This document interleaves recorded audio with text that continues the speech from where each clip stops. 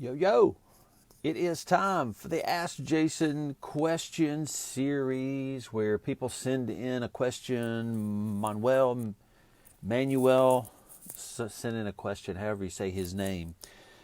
And here's his question. Our team keeps getting sucked into doing more work for clients, and I think we're getting paid for it. So how do you fix this?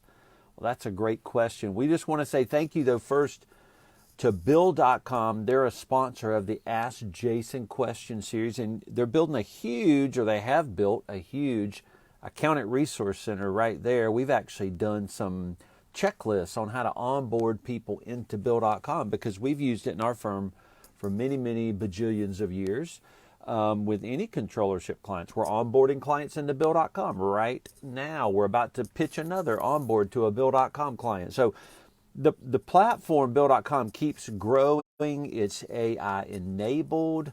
It learns your system. So thank you, Bill.com, for allowing us to answer questions for firm owners all over the world. When you get into the platform, you'll see it's, if you've been in it before, it's kind of a redesigned platform, easier to find places, better defined buttons and international payments, all kind of things they have going on. So Bill.com really hooks you up. Document management, AP, AR. You don't have to write checks anymore.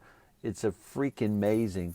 So let's jump into this question from Manuel, however you say his name.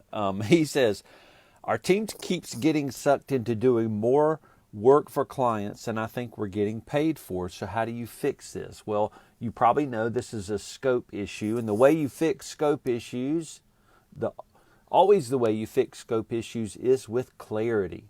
So being clear.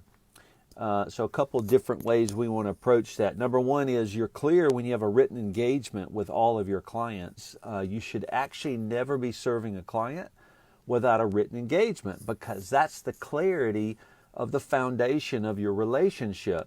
And if you don't have a written agreement that you both signed that you can always go back to, then scope is up in the air. Anybody can define it and anybody can fight about it.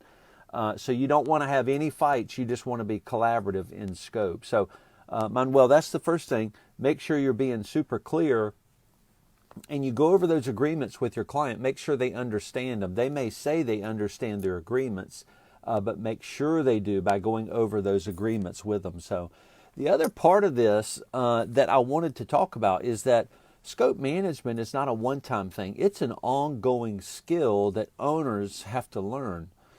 So it's one of the things you learn as a leader is scope management when you're in a professional services firm. So you don't start work and then just work. You're always assessing scope. And the way our firm works, we work in a deeper, more advisory capacity, which means we're doing a lot of growth consultation. We're doing a lot of advisory type insight giving and things like that. So our relationships are deeper and more complex with our clients. That means scope is even more heightened. The importance of scope is even higher than in a faster paced firm where you're just doing tax returns or something. When you have a relationship with a person that you don't really know named Jane and they give you $400 a year, there's really not a lot of clarity you got to worry about. Just get a tax return done, kick it out, get your $400 and move on. You got to go as fast as you can. But in a deeper advisory relationship, you're with your clients weekly, sometimes daily. You become part of their team. Scope gets super soupy and unclear. So you need a document that deeply explains scope, and you also need the skill of training your team and managing scope on an ongoing basis, because in those deeper relationships, you're always going to be running into places where you didn't anticipate. That's just common in more complex advisory type relationships. So, Manuel, I hope that helps explain how to manage scope. This thing where you're saying we're doing more work than we're supposed to, and I think we're getting paid for it. Well, you don't just get to think, I don't think we're getting paid for it, Manuel. You have to actually prove it, and a document has to be clear enough to actually say the truth to somebody. So, and then when you're dealing with scope, you work collaboratively with your clients, trying to figure out scope with them. We've been doing that a lot lately with our clients. So I hope that helps. Bill.com, thanks again for sponsoring the Ask Jason question series. And you firm owners, keep kicking butt out there. We'll see you.